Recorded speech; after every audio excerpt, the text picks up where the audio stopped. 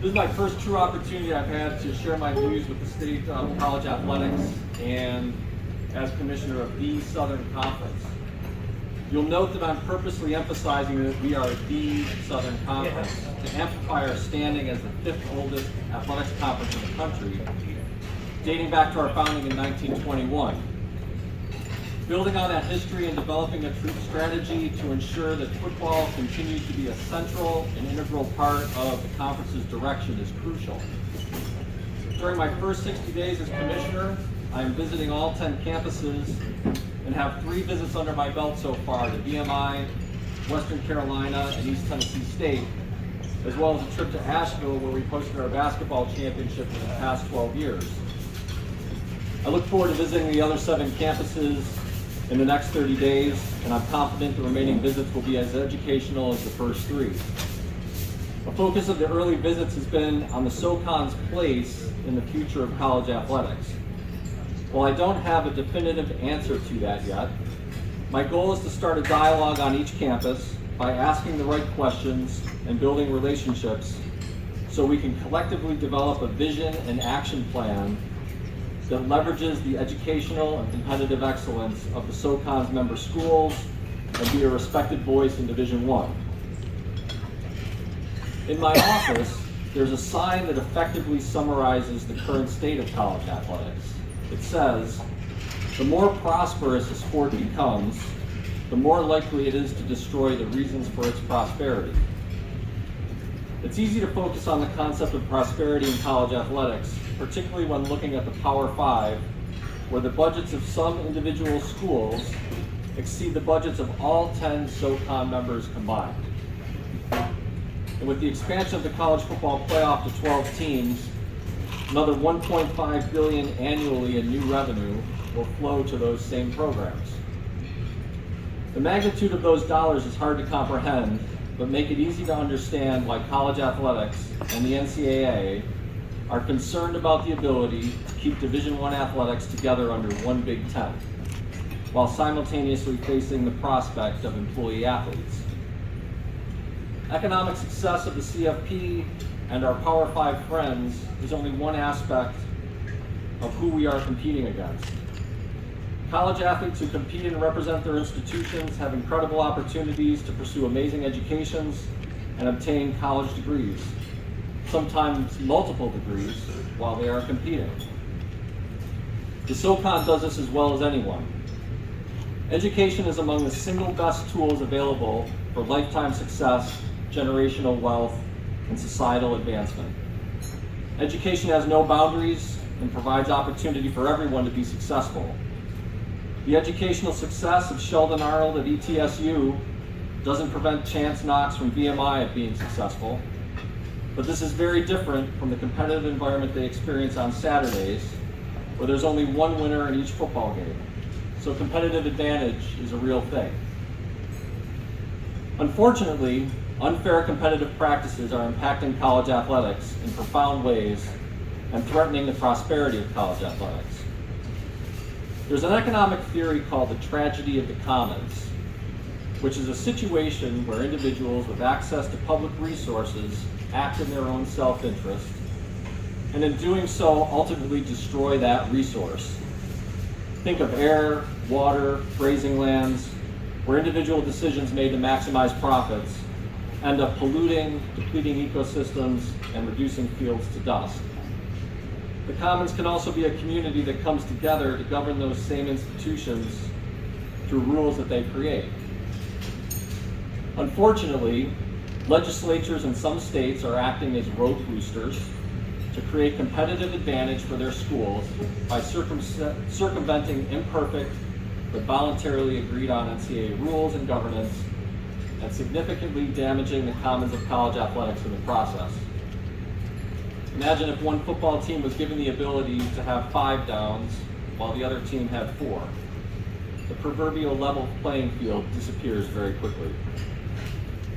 The institutions in those states have a choice to use or not use the get out of jail free card they receive from their state governments that allows them to ignore NCAA rules.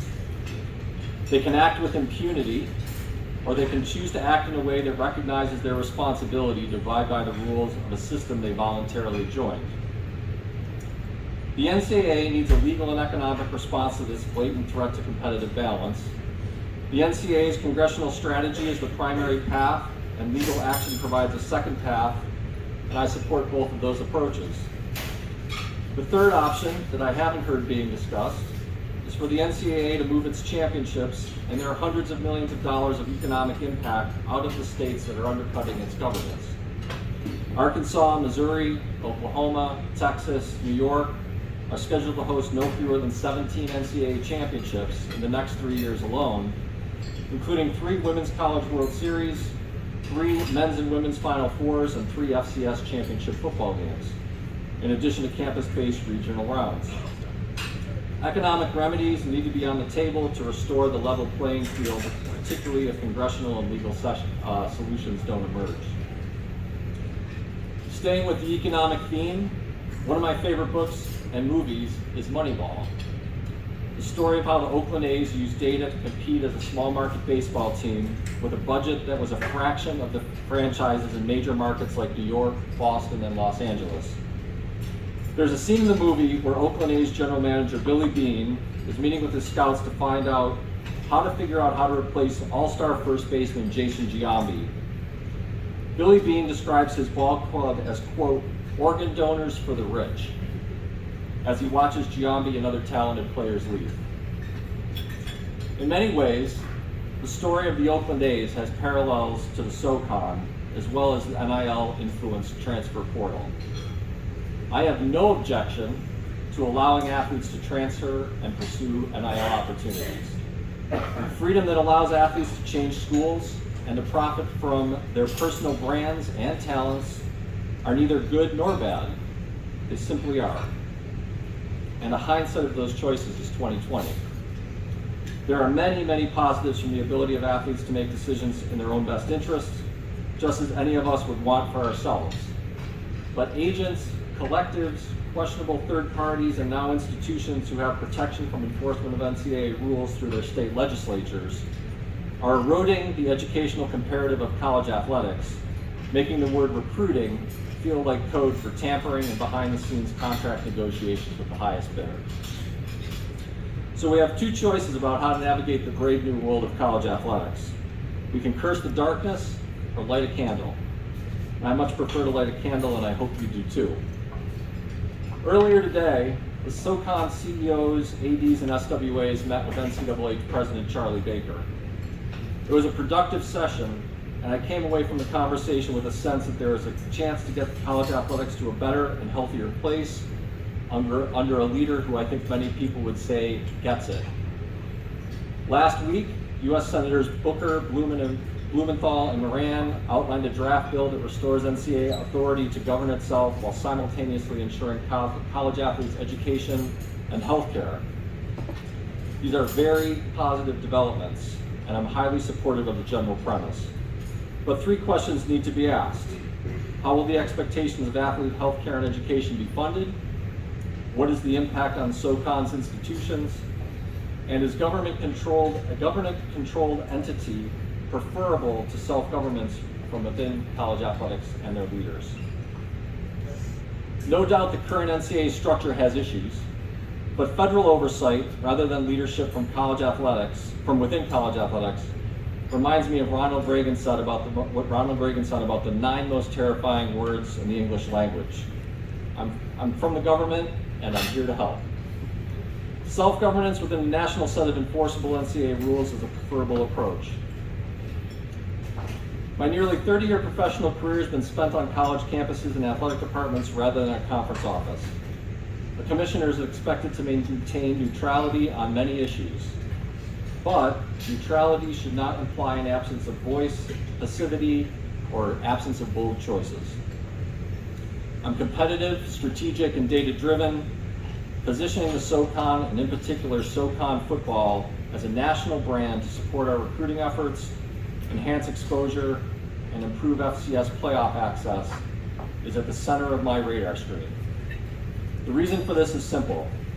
The SoCon's ability to compete for national championships is not directly affected by FBS resources. The differences between the top of FCS football and the bottom are a fraction of what the other SoCon sports face, since FCS football has a playoff separate from the FBS. As a result, football likely represents the single best opportunity for SoCon schools to win a national championship. While I don't want to get into too many specifics until I've visited all campuses, rest assured we will be developing strategies to support SoCon football and its efforts. Effectively branding SoCon football as a part of that strategy. As you've seen here today in various places, we're using SoCon Saturdays as a way to focus the attention of fans and the FCS community on our conference. Its simplicity is part of its magic, just like Taco Tuesdays or Wellness Wednesdays. And there will be additional SoCon branding changes that will be announced in August to further unify our messaging. NFL coach Bill Parcells recognized the importance of that unity and alignment, saying, "Losers assemble in little groups and complain about the coaches and the players and other little groups, and winners assemble as a team." Our 9 football programs assembling as the Southern Conference, agreeing on a vision, incentivizing action with sufficient resources, and executing an action plan that can help our teams reach the FCS playoffs and compete for national championships is where we should be. Our alignment of our voice, our goals, our scheduling, and our messaging are important for SoCon football. Our programs are supported by strong institutions with outstanding campus leadership who are invested in success. In fact, all 9 of our teams have been nationally ranked at some point since 2017, and 4 teams finished ranked in the final polls last year. We have numerous preseason All-Americans, with nearly half of our teams receiving recognition in this year's preseason polls. This season is full of promise, and I cannot wait to see the excitement that unfolds around SoCon Saturdays this coming fall. In conclusion, thank you to everyone who contributed to making today possible. The entire SoCon staff has put a lot of effort into the day. Hopefully you're enjoying yourselves. The Hotel Hartness management and staff has been fantastic. We have guests here from the Visit Greenville Convention and Visitor Bureau staff. Eric Jarenko, the GM of the Greenville Drive, who helps with our baseball championship, is here today. Melissa Level and members of her team from our good friend at Ingalls Market are also here. And it's super important to show our appreciation to our football coaches, ADs, communication staffs from all the campuses. In particular, staffs from Wofford, Furman, and ETSU are here supporting our Media Day operations. And of course, we do appreciate the media members who have attended here today, and we thank you for your coverage. The collective passion for SoCon football is strong and appreciated. Finally, but most importantly, I want to recognize the 18 athletes here today, and I'd ask them all to stand right now.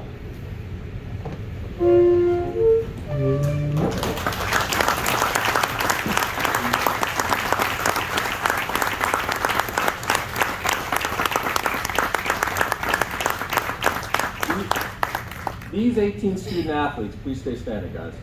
These 18 student athletes were selected by their institution to have the best of the best in their programs. As you prepare over the next few weeks, I urge you to enjoy each moment, big and small. Even when it's hot, even when it's difficult. Training camp and the preseason are not easy, but I'm sure you'll persevere.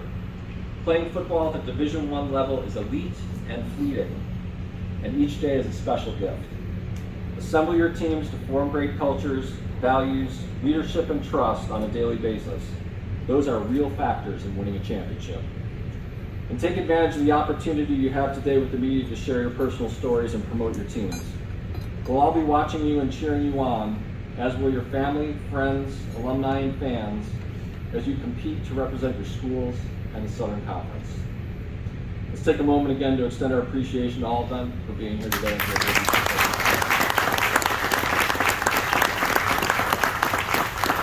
Thank you guys, appreciate it.